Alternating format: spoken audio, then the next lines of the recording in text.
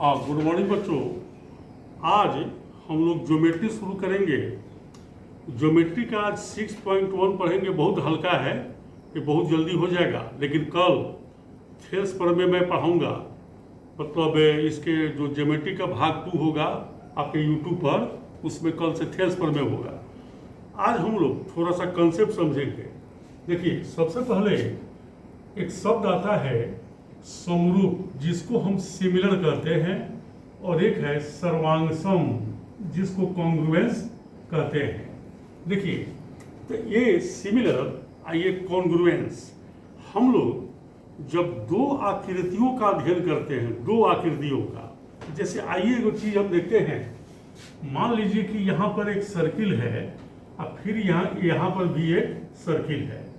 फिर हमने एक और सर्किल का जोड़ा बनाया और यहाँ पर भी बनाया।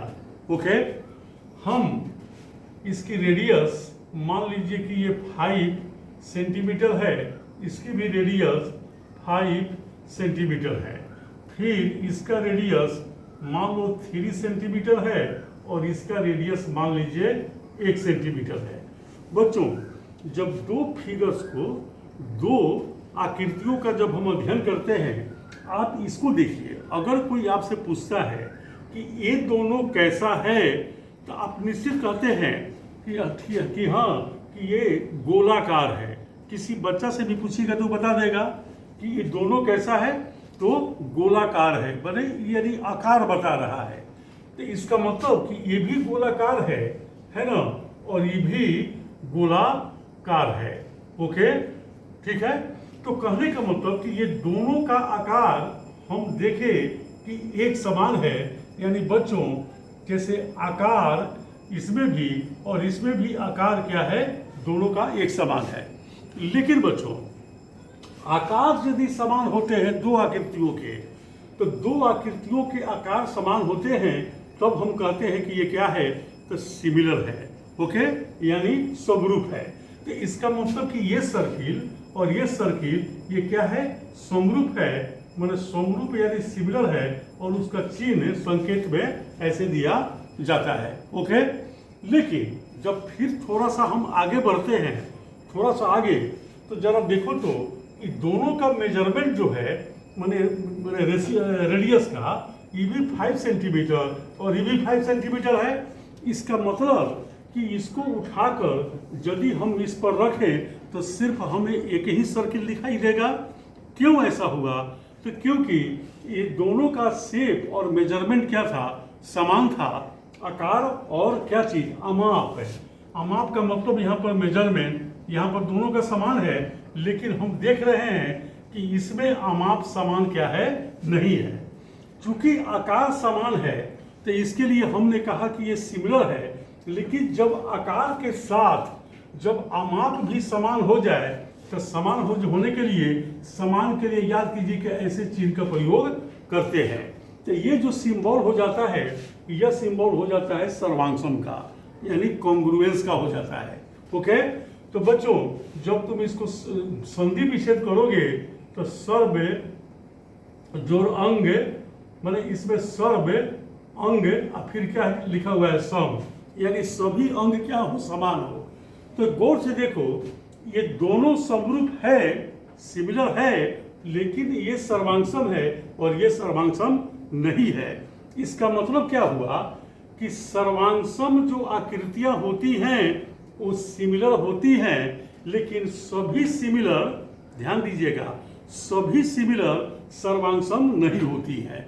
इसे निष्कर्ष निकला, फिर से सुन लीजिए कि सभी जो कॉन्ग्रुएंस जो आकृतियां हैं, है ना, वो सिमिलर होती हैं। ये भी सिमिलर है, ये भी सिमिलर है, समरूप। लेकिन ये सिमिलर होते हुए भी ये सर्वांगसम क्या है, नहीं है। तो इतना क्लियर हो गया। तो ये जो है, अब इसी के आधार पर यदि हम लोग विश्लेषण करें, तो मान लीजिए कि जैसे, अब इसको मैं मिटा रहा हूं, सिर्फ ध्यान से देखिएगा। जैसे अब इसी के आधार पे आगे हम लोग को पढ़ना है। मान लीजिए बच्चों, अगर हम इक्विलेटरल ट्रायंगल की बात करें, तो जैसे मान लो कि ये इक्विलेटरल बने समबाहु त्रिभुज, आप जानते होंगे, तो समबाहु त्रिभुज है। तो समबाहु त्रिभुज है, मान लीजिए कि ये 5 सेंटीमीटर है, ये 5 है, ये भी 5 सेंटीमीटर है, सब 5 है। ओके, तो निश्चित है कि ये क्या है, तो सर्वांगसम है यानी कॉन्ग्रुएंस है लेकिन ये सिमिलर भी है। लेकिन जब हम एक ऐसे बना दें और एक छोटा बना दें तो ये सिमिलर होगा लेकिन ये कॉन्ग्रुएंस नहीं होगा, क्योंकि इसका साइड के जो मेजरमेंट है वो बराबर नहीं है। तो ये बात क्लियर हो गया कि यानी सीधे परिभाषा निकला कि दो आकृतियों के यदि आकार समान है तो वे समरूप है, आकार और अमाप समान है तो वे सर्वांगसम है। यानी सर्वांगसम आकृतियों के सभी सर्वांगसम आकृतियां समरूप होती हैं, लेकिन सभी समरूप आकृतियां सर्वांगसम नहीं होती हैं। यानी समरूप के सर्वांगसम होने के लिए उसका अमाप का बराबर होना जरूरी है। इसके अलावा जो आगे हम लोग 6.3 में पढ़ेंगे बच्चों, ये 6.1 है। तो अब जो है, जैसे मान लीजिए कि आपसे पूछा जाए, यहाँ पर ध्यान दीजिए कि अगर ये कोई ट्रायंगल है ABC और फिर ये ट्रायंगल है DEF, मान लीजिए कि ये ट्रायंगल ABC सिमिलर है ट्रायंगल DEF के। ओके, तो यदि सिमिलर है बच्चों, मैं यहाँ पर कॉन्ग्रुएंस नहीं कहा, सिमिलर कहा, क्योंकि आगे हम लोग सब पढ़ेंगे। तो बच्चों यदि अगर ये सिमिलर होते हैं तो इनका जो कॉरेस्पॉन्डिंग साइड जो होता है, जैसे कॉरेस्पॉन्डिंग साइड का हिंदी में कहते हैं संगत भुजा, तो यानी AB का संगत भुजा क्या है, DE है। तो इसका मतलब कि AB बटा DE, BC बटा EF और फिर AC बटा DF, यानी इनके कॉरेस्पॉन्डिंग साइड्स का क्या रेशियो जो है वो क्या होता है, बराबर होता है। बच्चों ये थ्योरम है जिसको हम लोग 6.3 में इसको सिद्ध करेंगे, लेकिन 6.1 में ऑब्जेक्टिव में एक जगह इसकी चर्चा कर दिया है, इसीलिए मैंने आपको क्या किया, बता दिया। तो बच्चों अब इसी को आपको जो ये 6.1 है, ये मुश्किल से 3 मिनट का चैप्टर है, आपके लिए समझ जाइएगा, केवल देख लीजिएगा, जल्दी बन जाएगा। और कल हम इसको थेल्स पर में पढ़ाएंगे और वहाँ से हम लोग को ज्योमेट्री में टाइम लगेगा। तो उम्मीद करता हूँ कि आप इसको बनाइएगा। एक तो मैं आपसे पूछता हूँ, आप अभी मन में सोचिए कि आप समझ रहे हैं कि नहीं। जैसे मान लो कि मैं जैसे कोई ट्रायंगल ऐसे बनाया, क्वाड्रिलेटरल, जैसे ये हो गया और फिर यहाँ पर ऐसे हो गया। मैं पूछूं कि क्या ये सिमिलर है, तो आप स्पष्ट है कि कहिएगा कि नहीं है, क्योंकि दोनों का आकार एक समान क्या है, नहीं है। तो इसी तरह से कोई आपसे पूछे कि अच्छा बच्चों ये बताओ कोई दो ट्रायंगल बताओ जो समरूप होते हो, सिमिलर, तो निश्चित है सभी समबाहु त्रिभुज क्या होते हैं, समरूप होते हैं।